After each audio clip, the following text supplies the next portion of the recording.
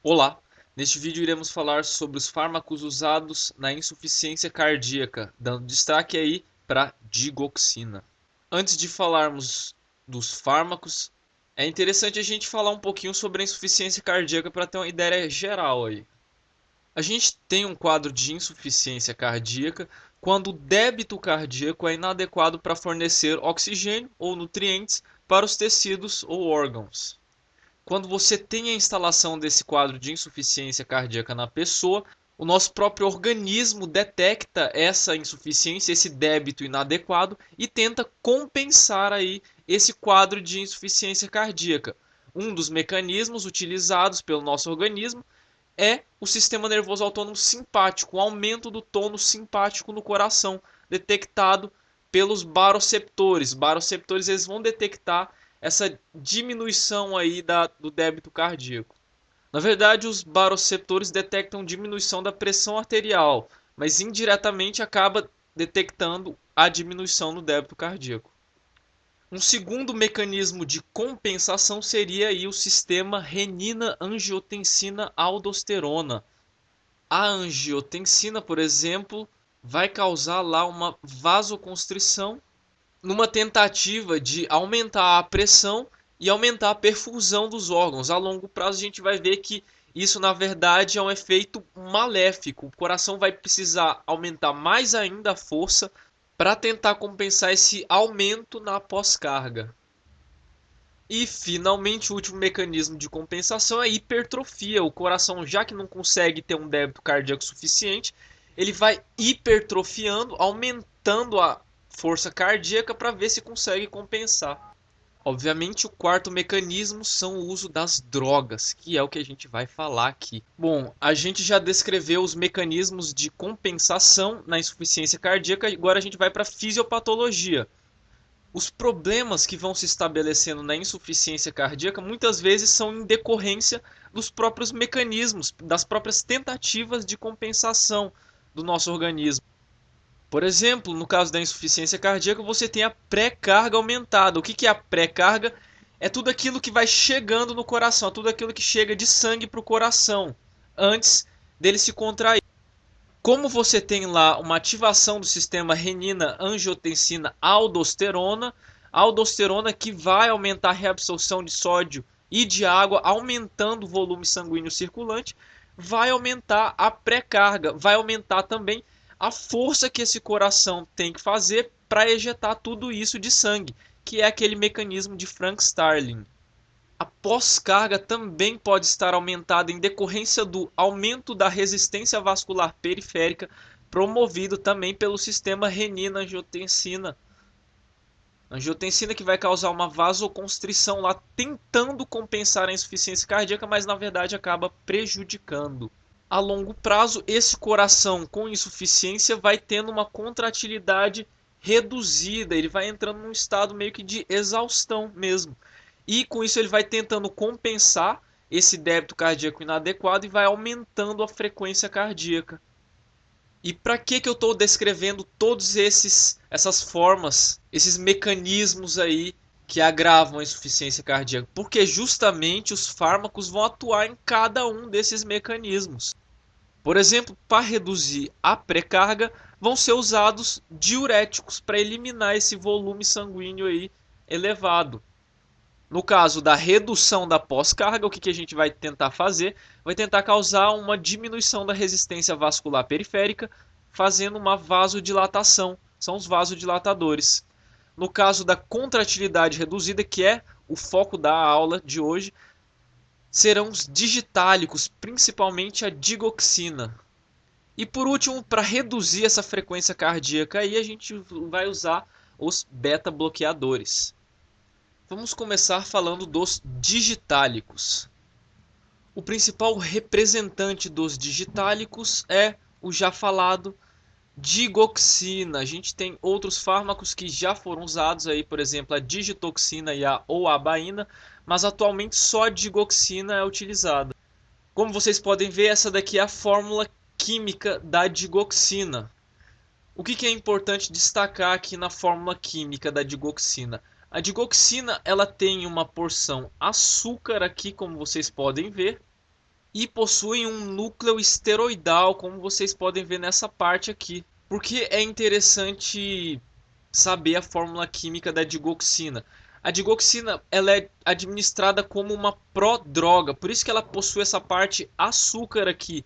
Essa parte açúcar serve simplesmente para ela ser liberada e para ela ser melhor absorvida. A parte realmente que tem o princípio ativo é essa parte aqui, denominada também de aglicona, que corresponde à fórmula química sem a porção açúcar. O que é interessante saber quanto à farmacocinética da digoxina?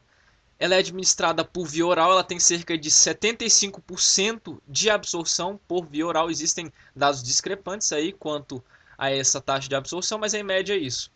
Ela é ligada à albumina, um quarto da digoxina é ligada à albumina. E o metabolismo da digoxina é principalmente renal, tendo uma meia-vida aí de cerca de 40 horas. Você não precisa ficar administrando digoxina diariamente. Você pode muito bem tomar digoxina uma vez e ficar dias sem ser necessário tomar ela para ter o efeito esperado.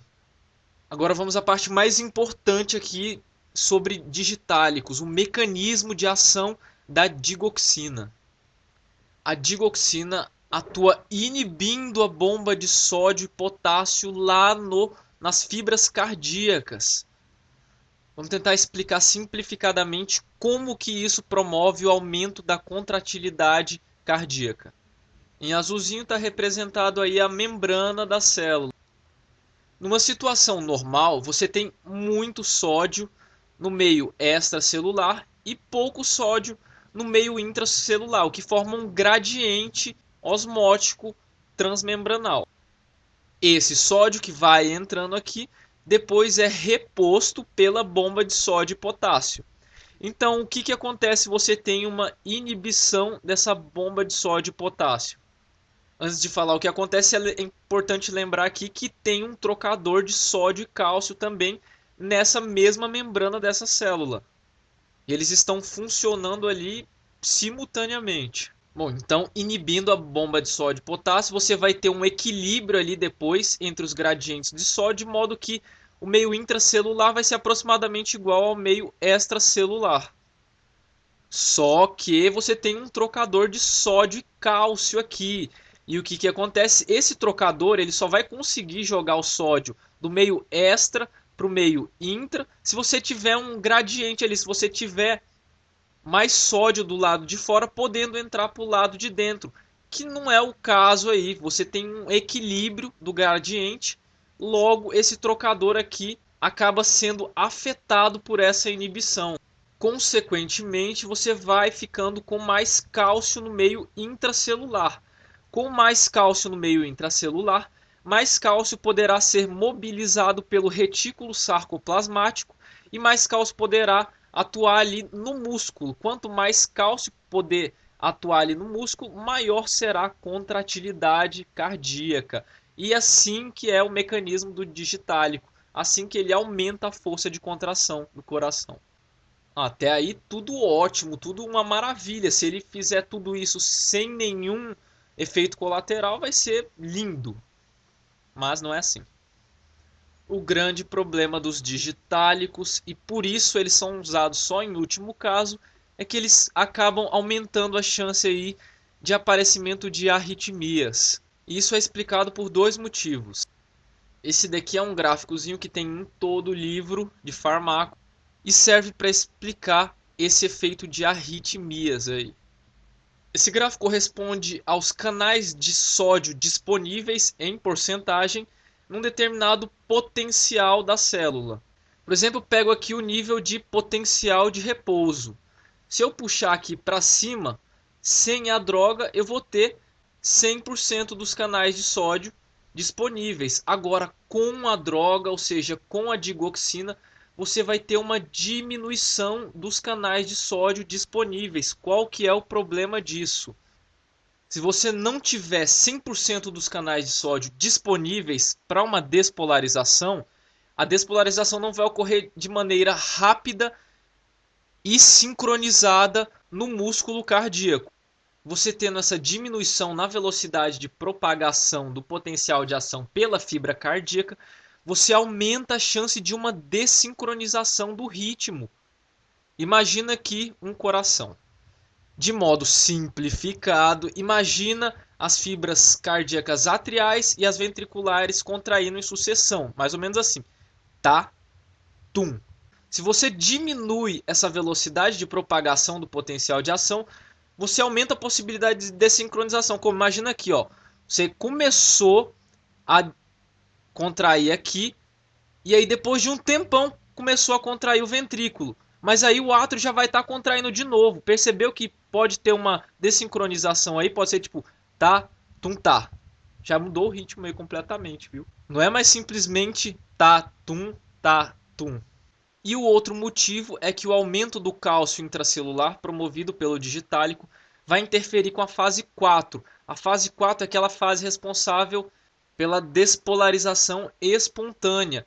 Com o aumento do cálcio intracelular, você vai ter um aumento na inclinação da despolarização espontânea, podendo aí surgir mais facilmente extrasístoles. Muitas vezes os digitálicos são administrados em associação com fármacos como xilocaína ou lidocaína para prevenir esse efeito arrítmico aí. E agora eu vou falar super rápido aqui dos outros fármacos que podem ser utilizados na insuficiência cardíaca. Aliás, esses são os mais utilizados, principalmente aqui no caso dos diuréticos. Lembrando que os digitálicos são usados só em último caso, ali como último recurso.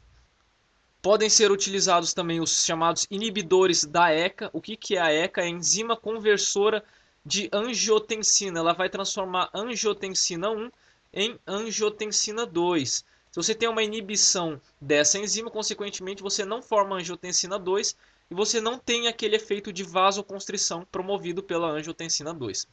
Você também tem vasodilatadores utilizados, que eles vão promover uma vasodilatação. Com o aumento da vasodilatação, você diminui a resistência vascular periférica, como já falado no início do vídeo, diminuindo assim a pós-carga do coração, diminuindo o trabalho pelo qual ele tem que vencer para perfundir todos os órgãos. E por último, os beta-bloqueadores para atuarem ali a nível da frequência cardíaca, diminuindo a frequência cardíaca. A gente vai falar mais sobre todos esses fármacos no vídeo de antihipertensivos. E é isso, espero que tenham gostado da aula, que a aula seja útil aí para vocês terem uma ideia mais ou menos geral aí dos fármacos utilizados na insuficiência cardíaca. Se você quiser saber mais coisas aí sobre o assunto, a bibliografia utilizada para este vídeo está aí na descrição. Se você gostou, dá um joinha aí que é bom demais isso, é bom demais, dá uma força legal. E para receber atualizações, você pode tanto se inscrever aqui no meu canal, como pode ir lá curtir a página do Facebook. Em todas as duas formas você vai receber atualizações de novos vídeos. É isso aí, valeu, falou, tchau.